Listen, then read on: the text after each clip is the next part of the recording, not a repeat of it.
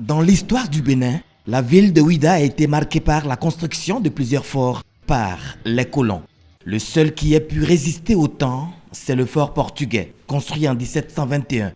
On y retrouve une impressionnante collection d'objets de la traite négrière. Sa restauration était déjà prévue et annoncée par Patrice Talon lorsqu'il disait « Nous allons réinventer et matérialiser au Bénin les reliques de l'esclavage parce que c'est l'histoire de l'homme, l'histoire de l'humanité.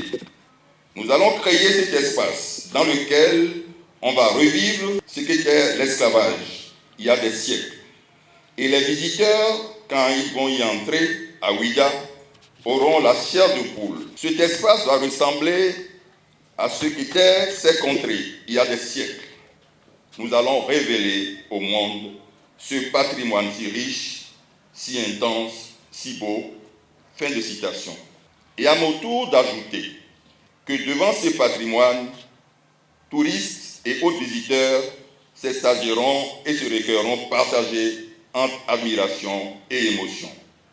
Eh bien, le pas qui est fait ce jour présage ou confirme indubitablement une belle série en perspective pour la cité passée. La réhabilitation du fort portugais de Ouidah rentre dans le cadre du vaste chantier de réhabilitation de la cité historique de Ouidah pour en faire un centre touristique par excellence.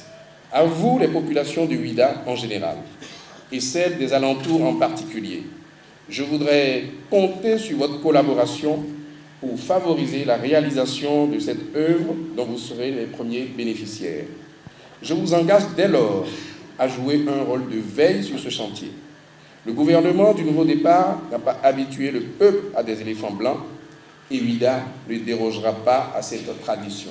Cette cité historique en 10 mois de travaux va donc vivre une métamorphose en 3 étapes. Les enceintes qui nous entourent, le bâtiment colonial du gouverneur, la chapelle, tout un parcours de jardins aménagés, toute l'armurerie, les espaces, l'esclaverie, tout ce qui constitue, j'ai envie de dire, l'enveloppe extérieure et environnante de ce musée va entrer en travaux. C'est la première phase de réhabilitation du fort. Une deuxième phase viendra très vite, elles vont se chevaucher.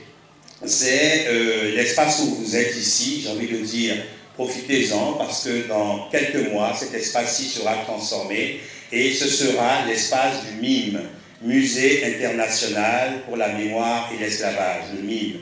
Ce sera donc dans l'enceinte que nous avons ici, qui sera transformé en un musée moderne, très contemporain, et qui sera destiné à la mémoire de l'esclavage. Qu'est-ce qui s'est passé avant la traite?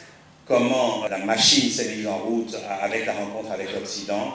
Et quelles sont les mémoires, quelles sont les suites, les traces de cette histoire. Et puis la troisième phase qui viendra courant 2021 également, ce sera toute la scénographie intérieure de ce musée, l'histoire qu'on va raconter. D'un coût global de 10 milliards de francs CFA, ce premier grand projet touristique de Ouidah sera exécuté par la société Kendall et Fils sur financement de la Banque mondiale. Cette infrastructure culturelle, la première de ce standing au Bénin, permettra à Ouidah de s'ériger à la hauteur de son ambition de ville-monde, ville-mémoire d'une Afrique fière de son passé, tout en refusant d'être esclavage de l'esclavage, pour reprendre la fameuse expression de Frantz Fanon. Les équipes techniques de l'ANPT, en tandem avec celles de la Banque mondiale, devront travailler d'arrache-pied pour que, conformément aux souhaits du président de la République, cette infrastructure soit prête à accueillir les premières œuvres d'art que la France restituera au Bénin dans les 12 prochains mois. Je voudrais dire un sincère merci au président Patrice Talon et à son gouvernement pour nous avoir fait passer en si peu de temps du rêve à la réalité.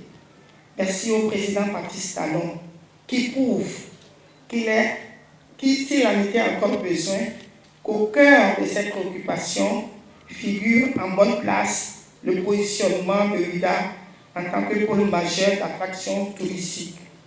Il nous a exhortés à la patience, parce que lorsqu'il va commencer, je crois que nous serons tous étonnés. Et aujourd'hui, je crois que c'est l'étonnement, c'est la surprise et la joie aussi. Face à la modernisation des infrastructures urbaines, l'aménagement de la porte du non-retour et la mise en valeur de la route de l'Esclave, c'est l'offre touristique de Ouidah qui sera plus garnie pour révéler davantage le Bénin.